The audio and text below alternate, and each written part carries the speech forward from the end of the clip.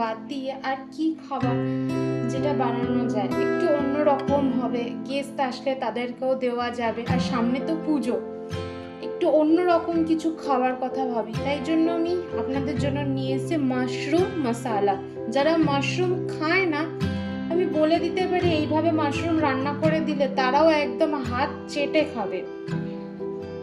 তাহলে চলুন শুরু করা যাক। এর জন্য লাগছে মাশরুম।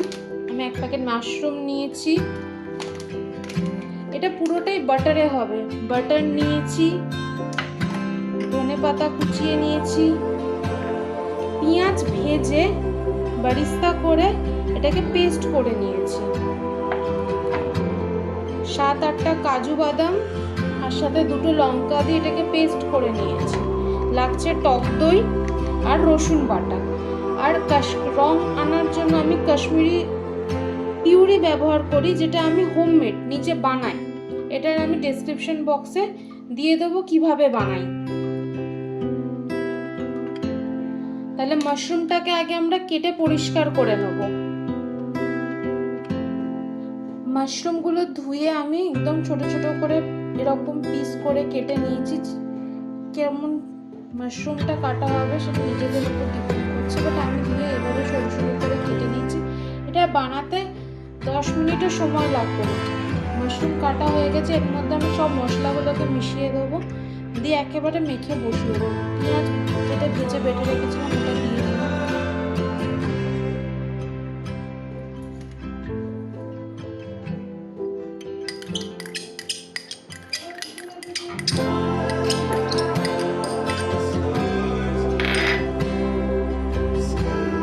এরপর কাজু বাদাম বাটাটা দিয়ে দিচ্ছি।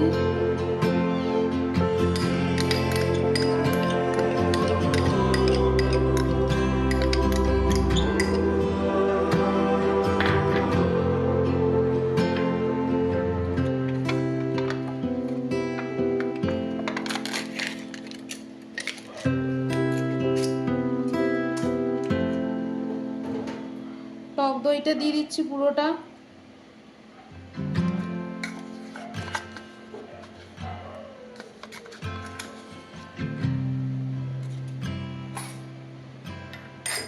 এবার এতে দেবো স্বাদ মতো নুন,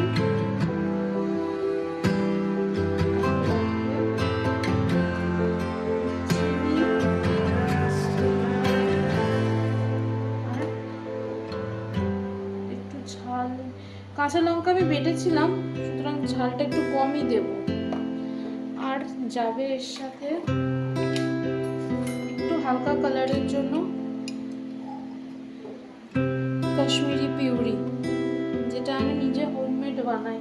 এতে রংটা খুব ভালো আসে, আর ওই দানা দানা ব্যাপারটাও থাকে না, বাচ্চারা খেলেও কোনো অসুবিধা নেই। রসুনটা দিয়ে দেবো, রসুন যেটা বেটে রেখেছিলাম, 3-4 কোয়া রসুন। এবার এটাকে ভালো করে মাখিয়ে নেব। ভালো করে এটা মাখানো হয়ে গেছে। এবার এতে অল্প একটু ধনেপাতা দেব, দিয়ে এটা পুরোটাই বাটারে হবে, কোনো তেল আমরা এতে ইউজ করব না। এটা বাটারটা দিয়ে দিলাম।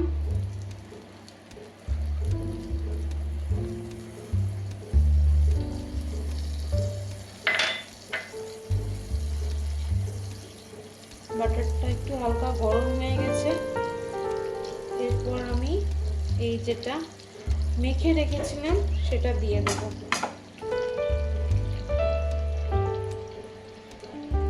হাতে গুনে 5 থেকে 7 মিনিট। মাশরুম রান্না হতে বেশি সময় লাগে না।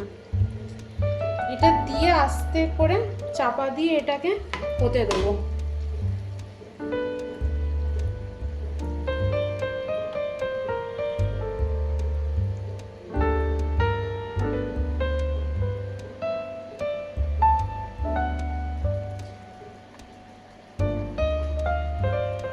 ফুটছে, কিচ্ছু করার দরকার নেই। এবার যে মশলার জলটা ছিল বাটিতে, যে জলটা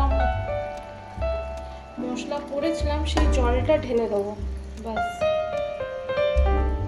মা দিদিমারা বলে যে এই বাটির জলেই নাকি অর্ধেক টেস্ট থাকে, সুতরাং এটাকে একদম ওয়েস্ট করা যাবে না। এবার এটাকে ঢাকনা চাপা দিয়ে হতে দেবো, কিচ্ছু আর করতে লাগবে না।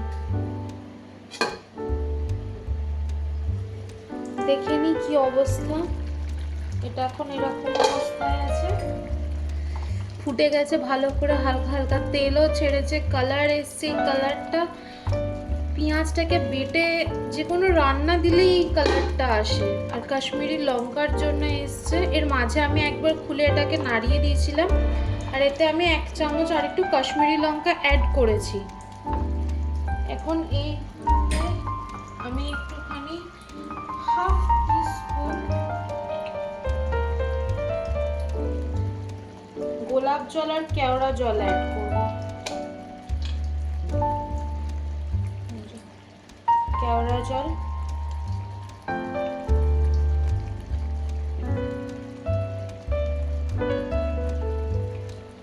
আর গোলাপ জল, একটু হালকা ফ্লেভার আসবে, ভালো লাগবে, গন্ধটা খুব ভালো লাগে।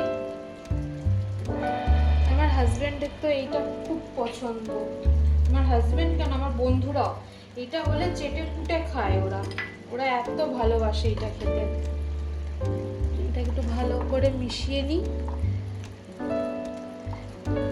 বাটারটা দেখুন আস্তে আস্তে বাটারটা আসছে।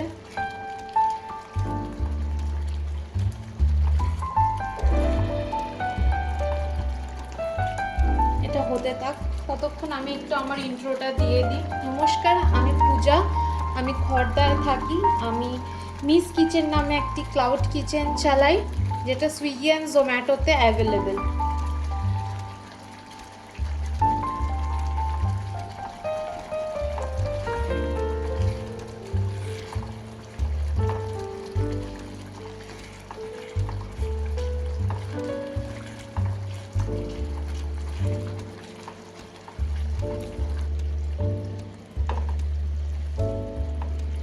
এটা আমাদের একদম রেডি হয়ে গেছে। গ্যাসের ফ্লেমটা এবার বন্ধ করে দেবো, আর নামানোর আগে অল্প একটু গরম মশলা আর ধনেপাতা দিয়ে এটাকে নামাবো। এবার এটাকে আমরা প্লেটিং করে নেব। এটাকে আমি প্লেটে ঢেলে নিয়েছি, ঢেলে ওপর থেকে একটু ফ্রেশ ক্রিম আর ধনেপাতা ছড়িয়ে দিয়েছি। চলুন, আজকে আমাদের রেসিপি মশালা মাশরুম রেডি। যদি আপনাদের আমার এই ডিশ ভালো লাগে তাহলে প্লিজ এই চ্যানেলটা সাবস্ক্রাইব করবেন আর লাইক করতে ভুলবেন না।